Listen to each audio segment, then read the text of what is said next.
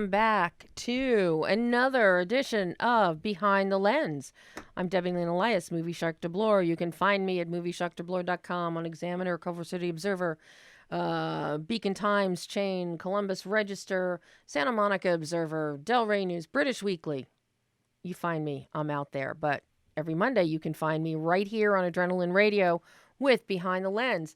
And this is our post-Golden Globes Monday. Quite an interesting Golden Globes yesterday.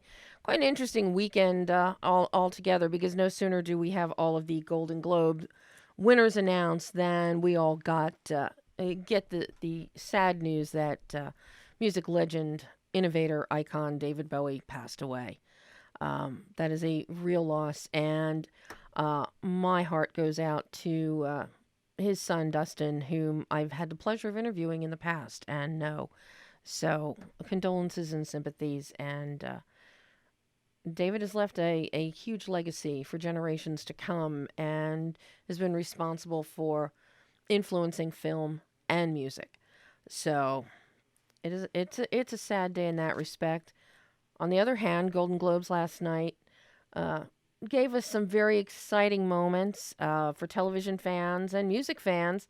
Lady Gaga picked up an Emmy, but I think the award that possibly moved everybody the most was Sylvester Stallone winning the Golden Globe for Best Supporting Actor for his work in Creed, for his performance as Rocky Balboa, a role that he created 40 years ago, his last time at the Golden Globes.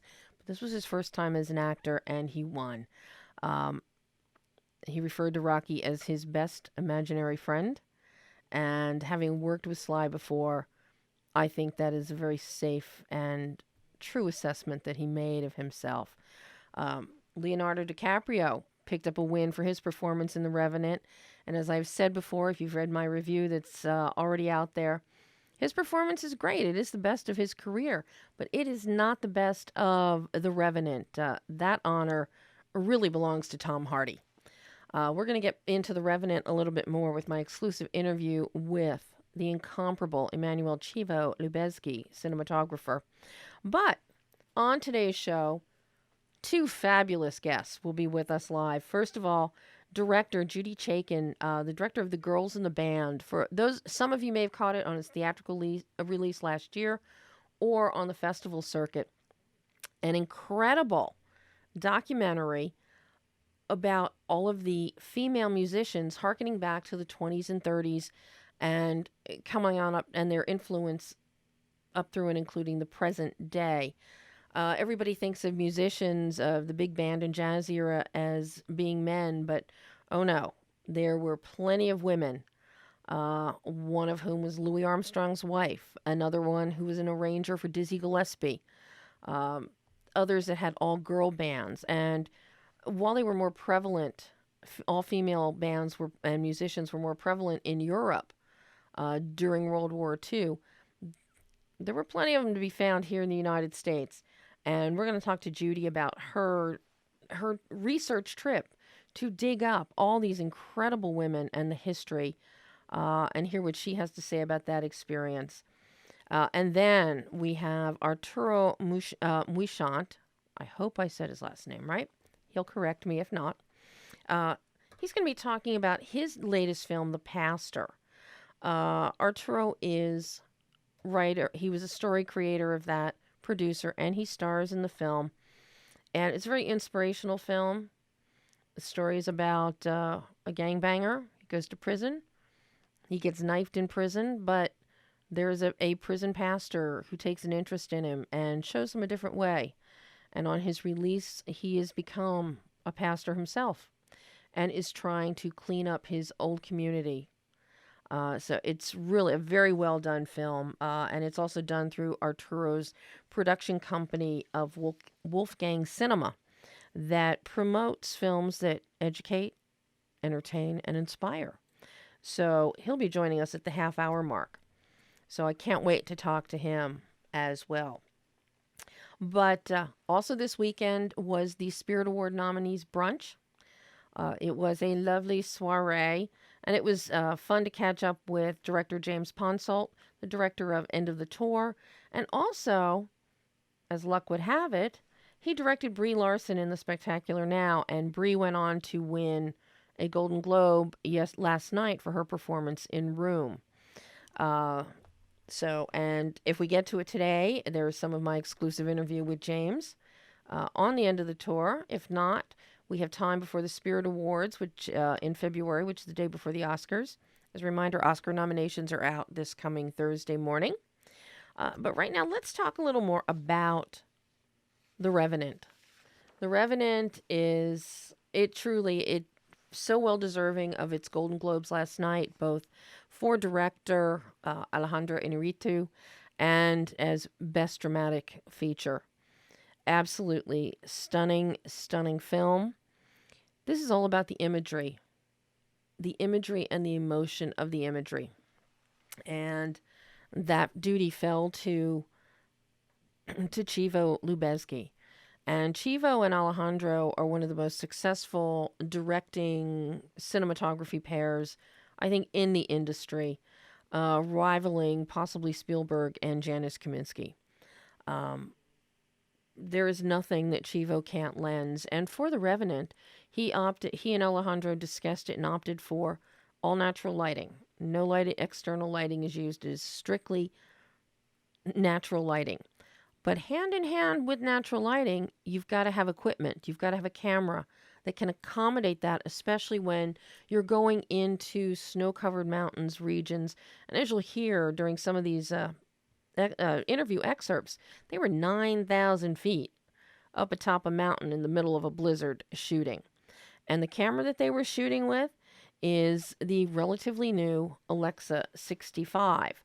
And I asked Chivo about the Alexa 65 because it was new to me. I hadn't even seen it at an NAB convention. So I was as excited to learn about his experience using it as I hope you will be. No, the Alexa 65 is incredible. We were very lucky that when we had already started the shoot when we got the call from Arri saying, we have a camera. And almost without testing it, they brought it to they did test the camera. They were very sure the camera was working. But for me, almost without testing it, I just shot a couple of frames and we loved it. And when Alejandro saw it, he said, we have to have it. We got to have it. And we had already sent film back to Hollywood because film was just not getting what we were trying to do. It's not sensitive enough.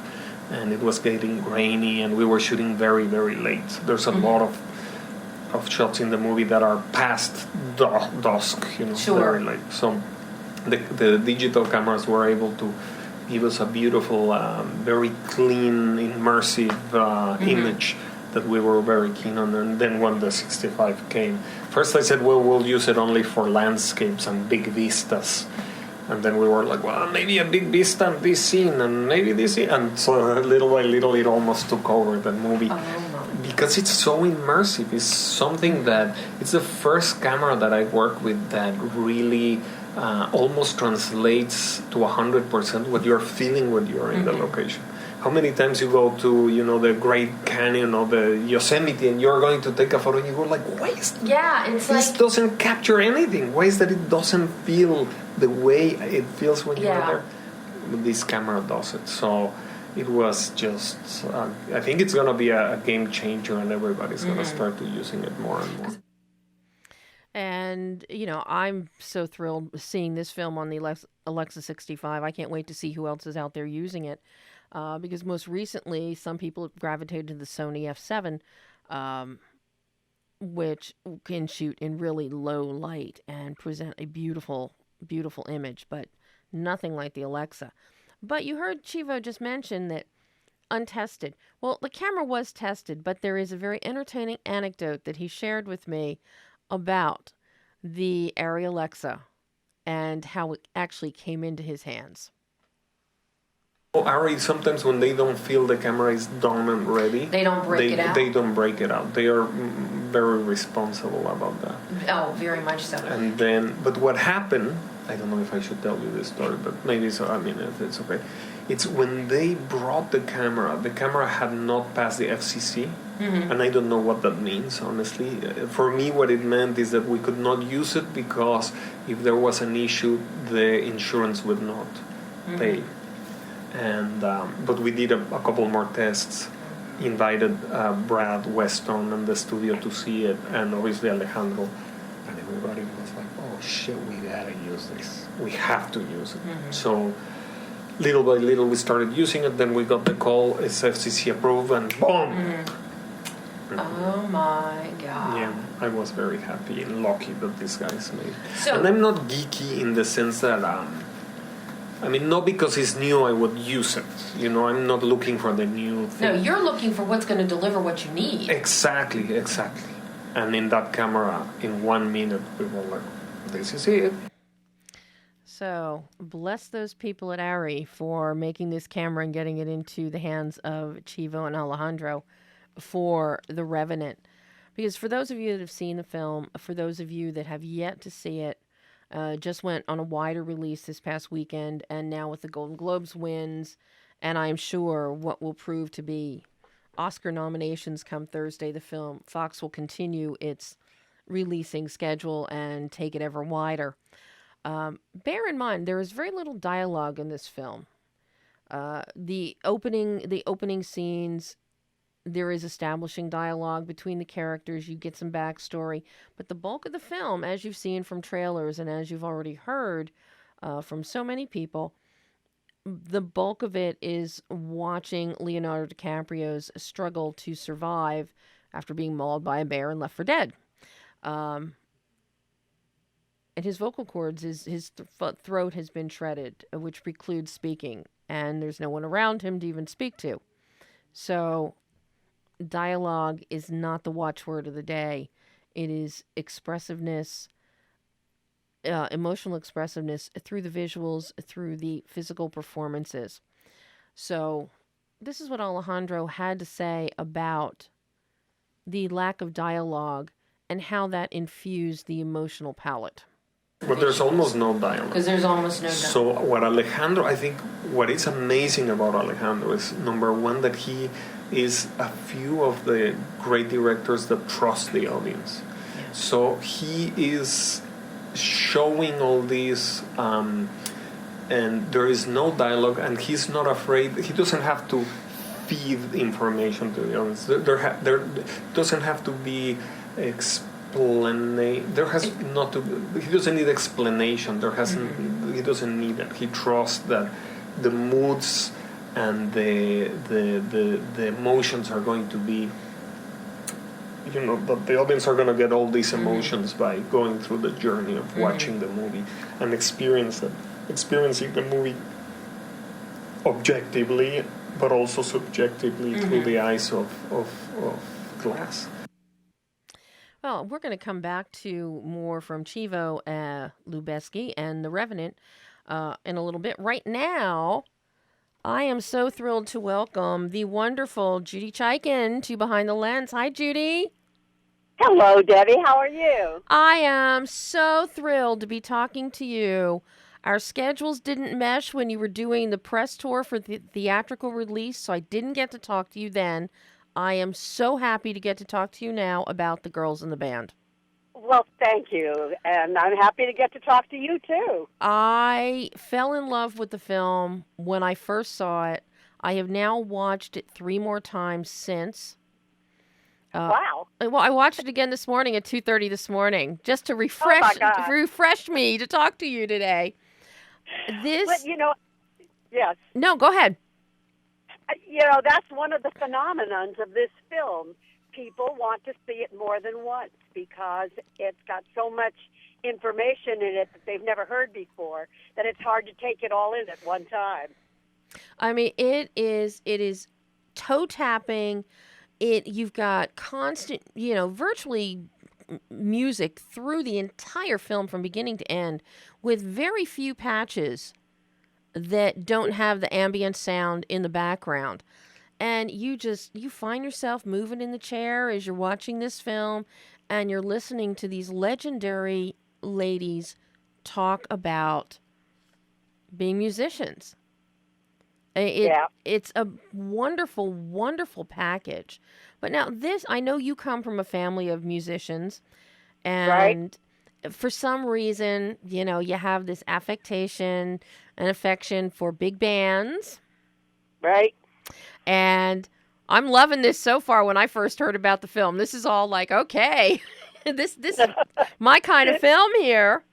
Well, What led you to explore the female musicians of the jazz and big band era, and then take it on that trajectory up to the present day? well, as a filmmaker, you're always hoping that something's going to come along that really grabs you on many, many levels, because it's so hard to make a film and you have to stay with it for so long that it really has to have something at the core of it that speaks to the core of you. So coming from a family of musicians, having studied music as a child, having played trumpet in the junior high school band, and having been kind of rejected by the boys in the band, this topic was just lying in wait inside of me for something to tap it. And what happened was, a friend of mine called me up one day and said that she had met a woman who said she had been a big band drummer in the 40s, and the woman was now in her late 80s, early 90s, I think. Mm-hmm. And I said to my friend, I don't think so, because I've been a big band fan all my life.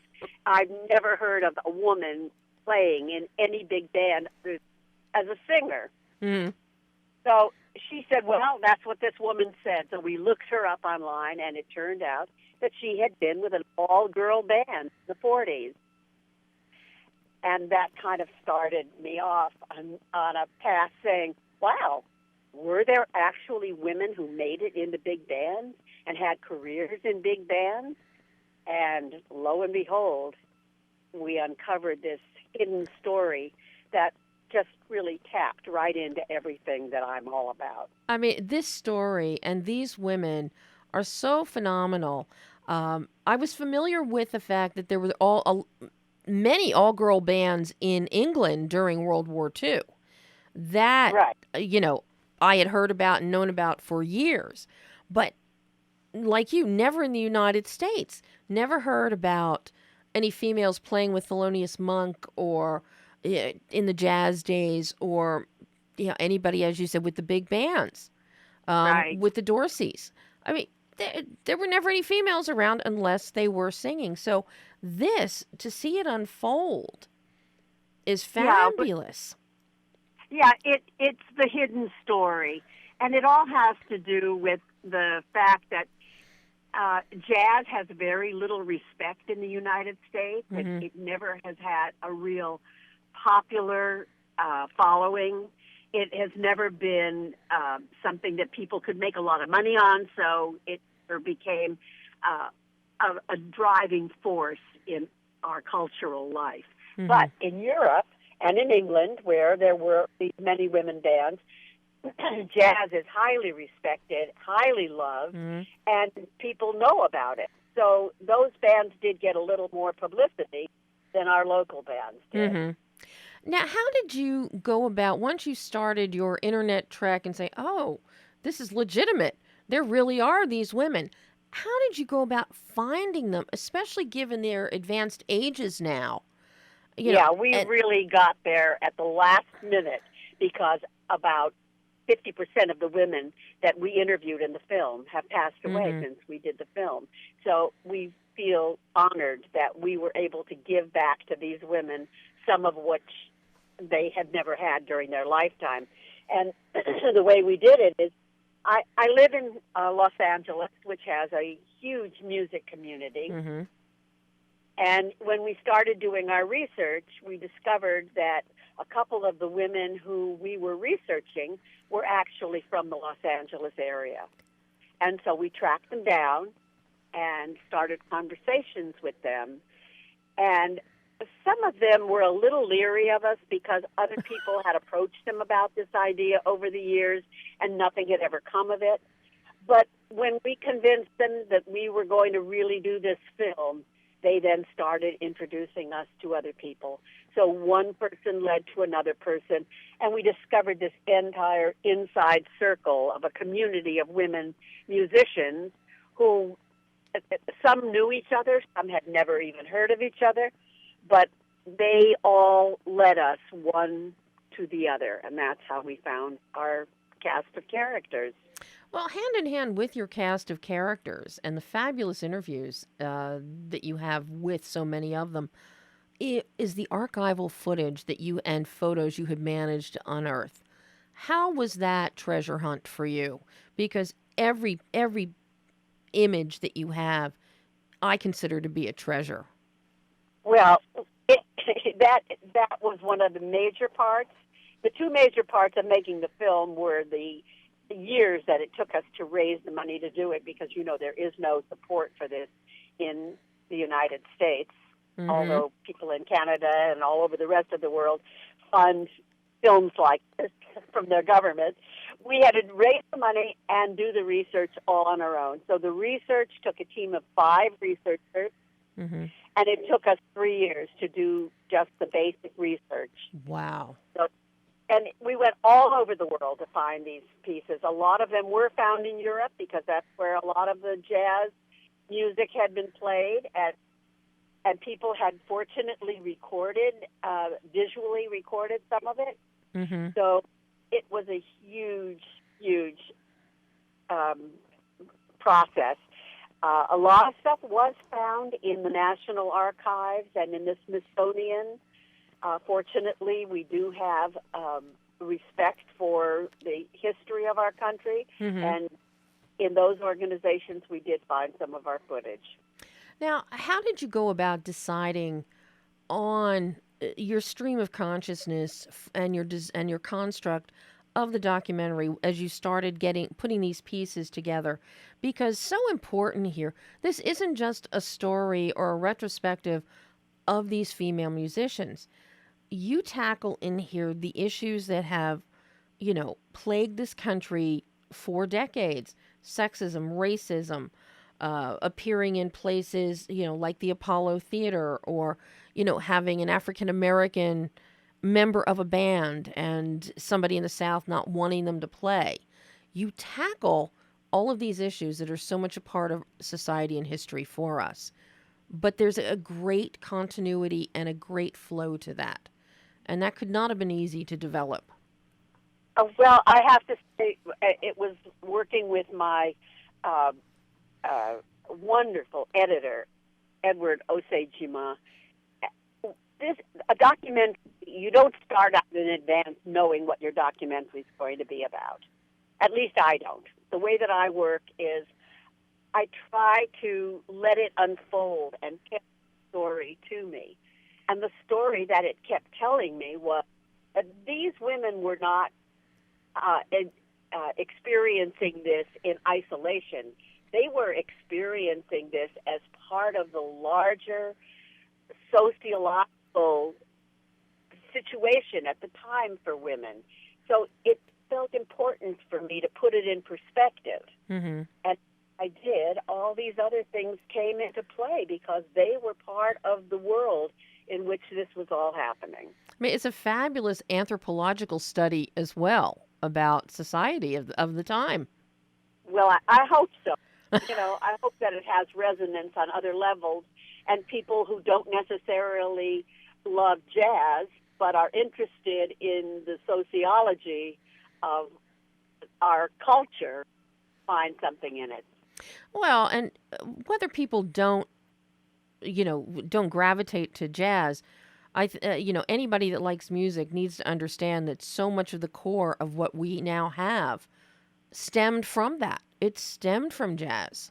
Absolutely. Jazz morphed into big bands, morphed into rock, and has taken on so many dimensions. But at the core, when you go back, and I think any composer would tell someone this, jazz is a foundation for so much of the musicality that we now have.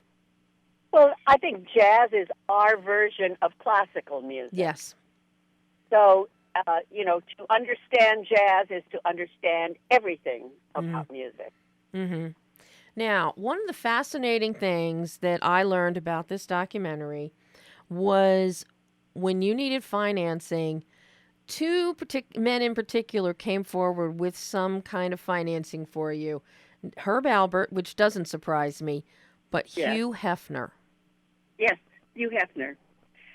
Well, Hugh Hefner, besides his obvious love of women, has also been a major supporter of jazz. You know, he has the Playboy Jazz Festival. Playboy Jazz Festival here in Los Angeles, a huge event every year.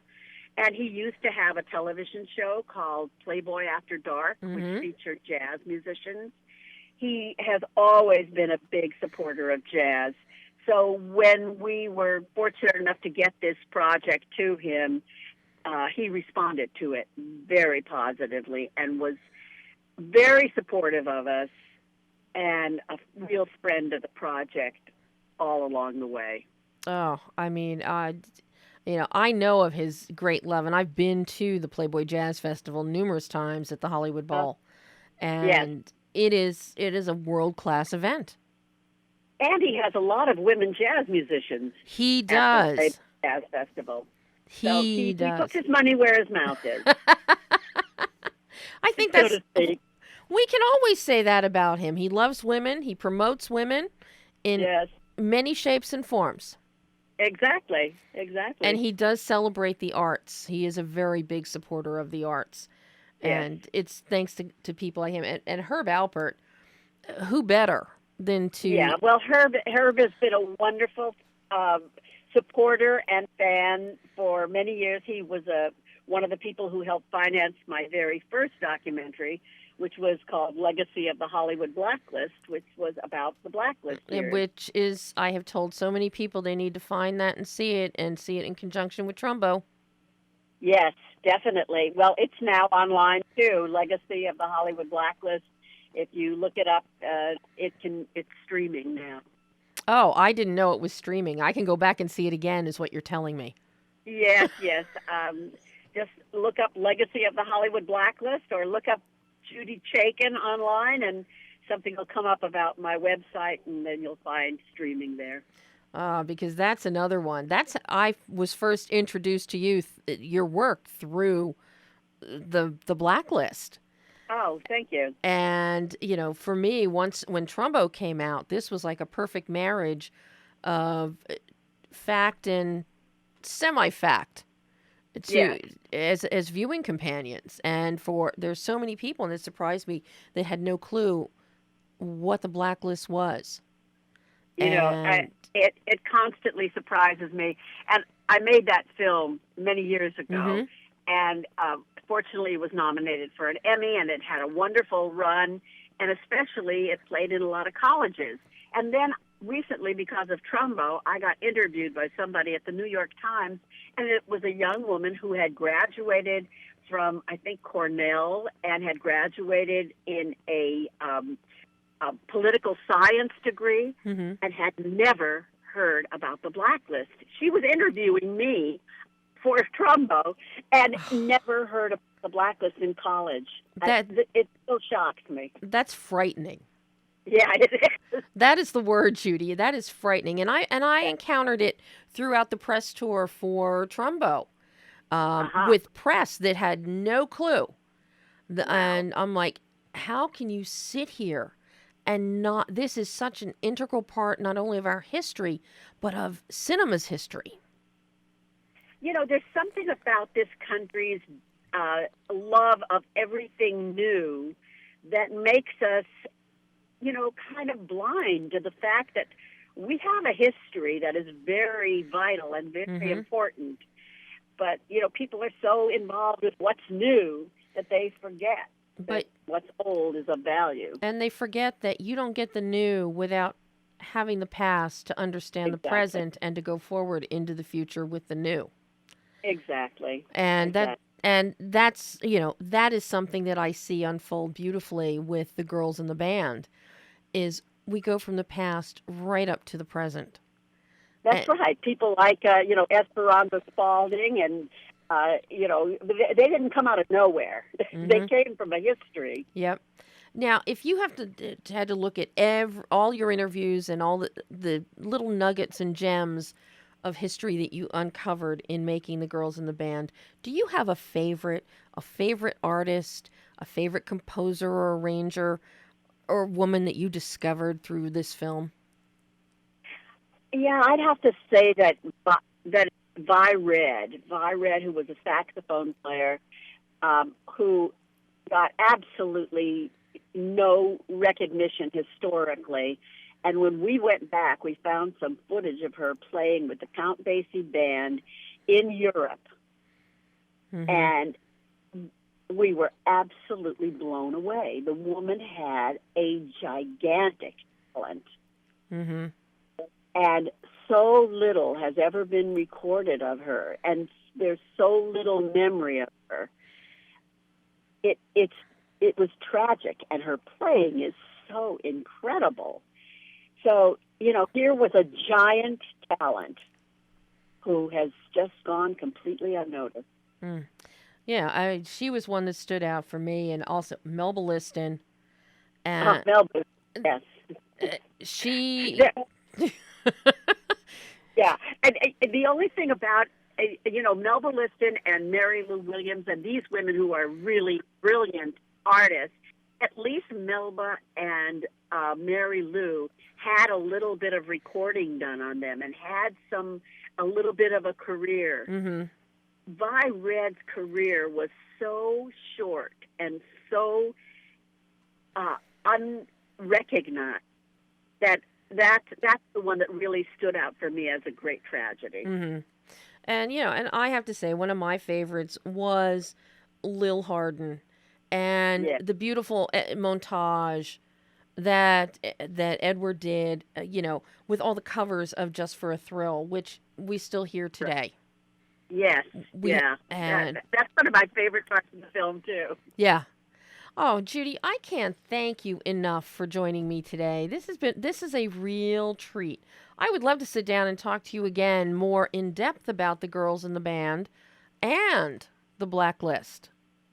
Well, thank you, Debbie. I just want to say before we go off that we have just released what's a collector's edition of the DVD, and it can be found online at thegirlsintheband.com. And it includes a lot of the footage that we were unable to put into the film. So if people are interested in this era, interested in the film, I would highly suggest that they take a look at our collector's edition. Well, it's www.thegirlsintheband.com. Well, you know what I'm going to be doing this afternoon when I get home. Okay. Judy, thank you so much. And I hope that you will join me again on the show sometime. Anytime. I'd love to be your guest. I'm glad we finally got together. So am I. Thank you so much, Judy. Thank Bye-bye. you, and everybody who's missing David Bowie today. I know. Yeah. Okay. Bye-bye. Bye. And that was Judy Chaikin, director of The Girls in the Band. And now we have the supremely talented Arturo Muyshondt. Is that how I say your last name, Arturo? We're finding out if we have phone issues. Brian is on top of it right now in the studio. Okay, well, we can go back to clips, and we're going to pick up with... We're going to go back to the Revenant with creating the shifting point of view and the framing of lensing by Chivo Lubezki. So that's clip 4, Brian. That's what we tried to do, that we thought that was a way of immersing the audience in this world, and in reality there are no rules and regulations. You cannot get a little book that says, let's use it for da. So what I love about Alejandro, again, that I admire this guy so much, is that he really takes everybody in the tightrope close to the cliff, and he says, well, that's what I feel is working, so just get in and let's use these wide lenses to be able to have a relationship between these actors and the environment constantly, and to be able, as you were saying, to shift the point of views, to go from a subjective shot to an objective, and then to the subjective of another character, and I think that way you get immersed in much so. You are the story. It was as if. And we'll come back to the Revenant again, and I'll follow up with discussion. But right now, I think we have Arturo back on the line. Are you there, Arturo? Yes, I'm here. Hi, Arturo. Welcome to Behind the Lens. I am so thrilled to have you join me today. Thank you so much. This film, The Pastor, is so fabulous. And everything that you do with Wolfgang Cinema, so inspirational. So there's a great realism, but a great positivity in what you create and what you do. But this film, it's timely, it's topical. It really speaks to the world today. Thank you. Now I know the story idea was yours, and then Deborah Goodwin came in and wrote the screenplay and directed. Where did the idea for The Pastor come from, and what made you the right person to play him? Yeah, it's a great question. I'm actually sitting here in the middle of an engagement I have at the United Nations in New York. And part of my presentation was speaking about how The Pastor came to be. And it was, I spent 3 years working with kids and gangs and communities and jails, trying to understand why was it that they were growing at such rapid speeds. People, when they think about gangs, they used to think about the U.S. Now, Central America and Mexico are notorious for them, but 91% of the U.S. now has strong gang activity. Mm-hmm. So I knew that this was a growing concern and an urgent matter for the U.S. and some other countries, like I just mentioned, but I hadn't found the right story in which to go into that world, because it's very easy to try to sell tickets by exploiting that world and the violence and sort of glamorizing it. And it wasn't until I found the spiritual transformation of this character, this former gang member, gang leader, who finds God in prison and then becomes an ordained pastor protecting the kids in his community and his community, that I was able to go into this world and find my way into the story. And in terms of the character, I had spent so many years of my life working with these real life gang members that it was second nature to me by the time I got in there and prepared myself and then was in front of the camera. So in other words, there is nobody but you that could have played the pastor. It was, I think it was chosen. I was chosen for that. I got to be honest with you, yes. Now, you're also producer on the film. So what kind of producing considerations do you have when you're in front of the camera, but you're also juggling all the balls behind the camera?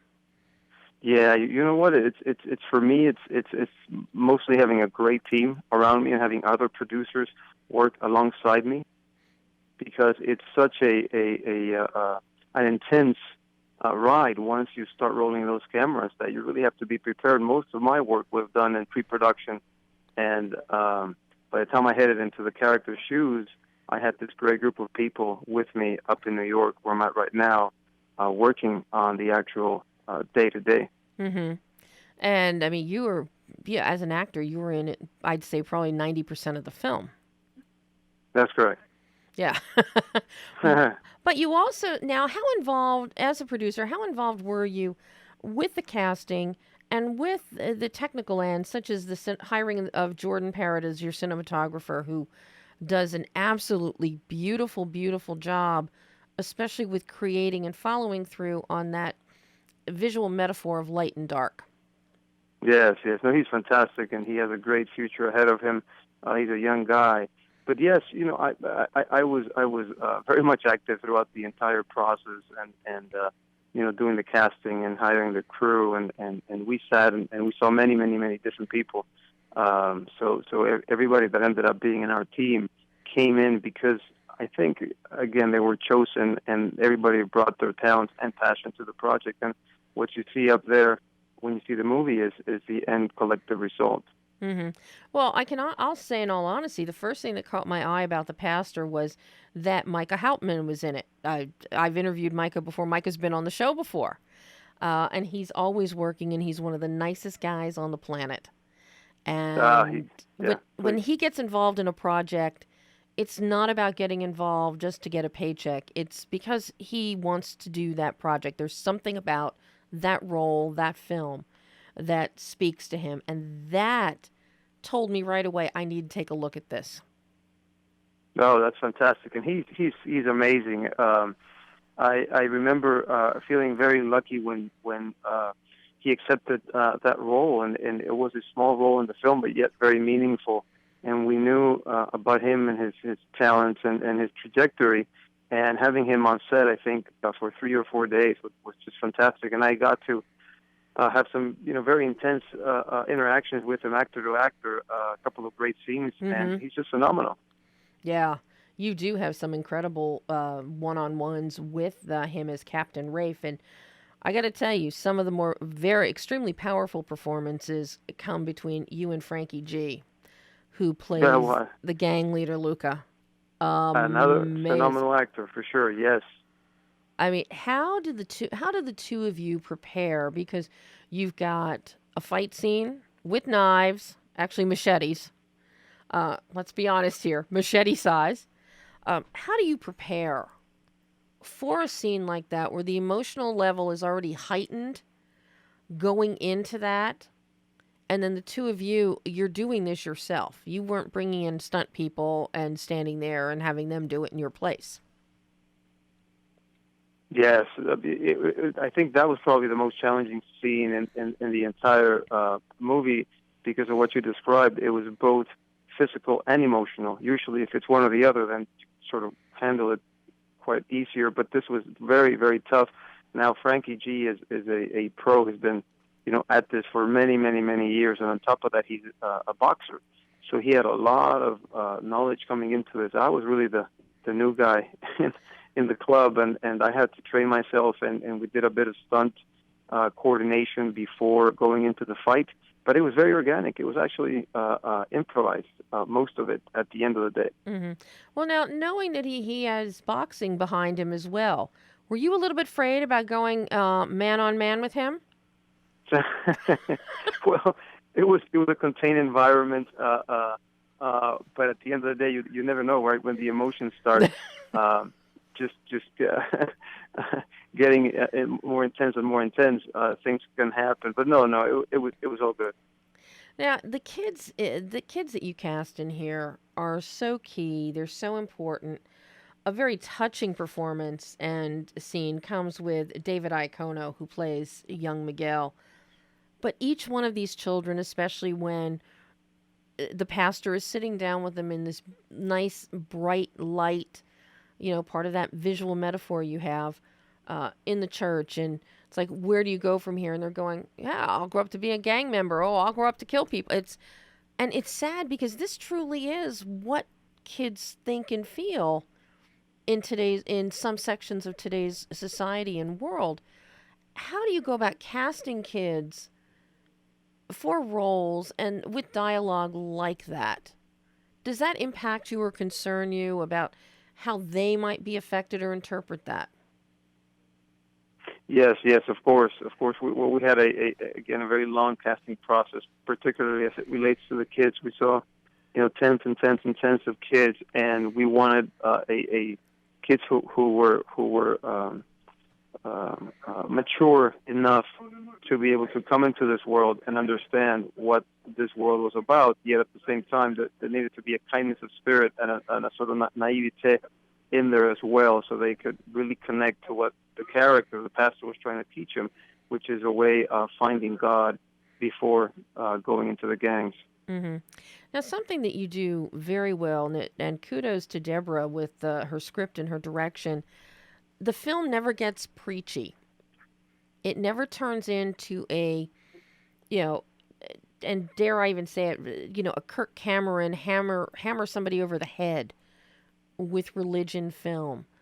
This is so organic. The flow is so beautiful. and the inspiration and spirit of the messaging that you have within this, it appeals to everybody. It doesn't matter what religion you are. It's about, decency and kindness, and I have really appreciated watching that in the construct. Is that a concern of yours and with Wolfgang Cinema to maintain that so that it will appeal to people as opposed to turn them off? Yes, yes. I mean, that's certainly on the one end is by design. That was the mandate and the mission we had going in. Obviously, we were very gifted. With the gift to us was Deborah's gifts as a writer and a director, because it's one thing to plan going in, and the other one is to execute. And she was able to do both, and that was fantastic. And we were very lucky that it worked out. But that is a very strong foundation in what we're doing. In that, even though it's an inspirational and a redeeming tale, we never want to come across as preachy, because I think that's not what audiences are looking for. I think audiences today are looking for, yes, inspiration, but they have to feel real and has to be rooted in reality in such a way that the faith aspect of the journey is organic and not implanted or trying to sell anything. Mm-hmm. And I mean, you succeeded. You truly succeeded in that area, Arturo. And a lot of that success also goes to, to the cinematography, because creating that whole visual metaphor with the light and dark that Jordan has done, the darker alleyways and the basement where the gang hangs out, as opposed to the plain but simple, church with, lights. It's not fancy, but it's light, and that tells you it hits your subconscious as you're watching it. And that was something that really stood out to me in your construction of the film. Did we lose you again? Uh-oh. I think we lost Arturo again. As he said, he is in the United Nations doing a presentation on the pastor. So we may have, I think we dropped out again. Oh, yes. Confirmation. If he calls back, we will definitely get back on the line with him. But we'll take a break right now, and we'll be back. Behind the Lens is sponsored in part by the Culver City Observer. Located in the heart of Screenland, Culver City Observer is available in print and online at www.culvercityobserver.com.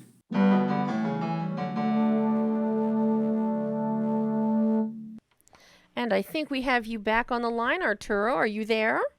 I am here. I'm sorry. I think I was I lost the connection there. Oh, you're probably in a dungeon. You're probably scoping out a new location for your next film, and you're in the bowels of the United Nations where there's no cell signal.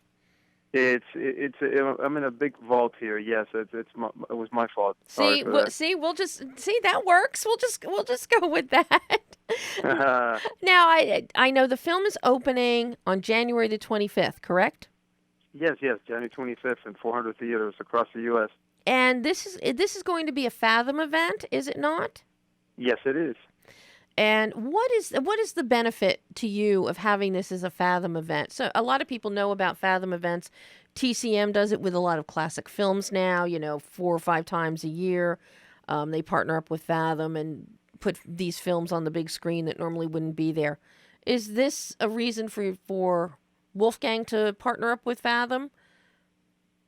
Yes, it was an interesting experience after we wrapped the film, and I was looking for distributors to partner with to take it to their core the core audience that we knew we had aligned for the film.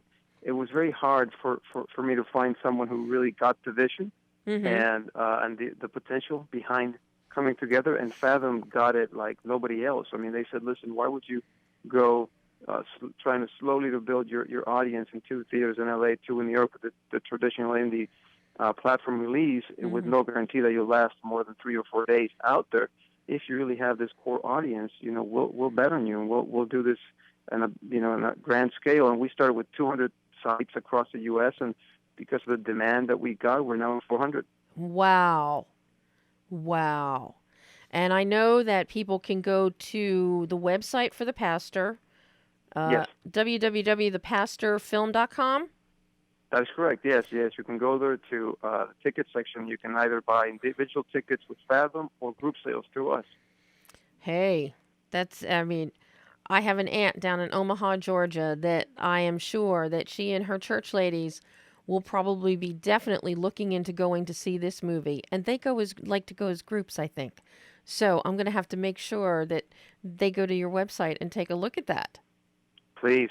Also a customer service number there. They can call and help with anything they need. Fabulous. Now, what next up? You have Truth Seeker after The Pastor? You know what? It's actually, I think the next one to coming to fruition will be another one called Sanctuary, which is a police story set in L.A. that deals with immigration, human trafficking, and sexual slavery. Wow. Any idea when that one may be hitting the big screen? Listen, we're working very hard to start that one, and another one about a MMA fighter, which is also has me very excited. Oh my gosh! Well, I can't wait to see what you and Wolfgang Cinema, bring us next, Arturo. I think your work in The Pastor is fabulous. I think the film is something that everybody should see, and it is so well done, extremely well done film. And I just commend you on what your mission statement is essentially for Wolfgang and the direction of your work. It's fabulous. Thank you so much. I just have a big favor to ask of you. Anything. Thank you. How do I persuade you to come on the road with me? I think nobody's ever gotten the films, as good as you have. I need you with me. Anytime you need me, just call. Fantastic. We will do. Thank you so much for having me. Oh, Arturo, thank you so much. And you will come back on the show again, I trust? Yes. Very soon. Fabulous. Thank you, Arturo, and have fun at the United Nations. Thank you. I sure will. Thanks. Bye-bye. Bye-bye. Okay, Arturo Muyshondt, the star of The Pastor, also conceived the story, and producer, Wolfgang Cinema. They have some fabulous films. But yes, January 25th, a Fathom event. You can go to thepastorfilm.com, and all of this will be on the video when it gets done and up later in the week on Elias Entertainment Movie Shark de Bloor YouTube channel and on the website.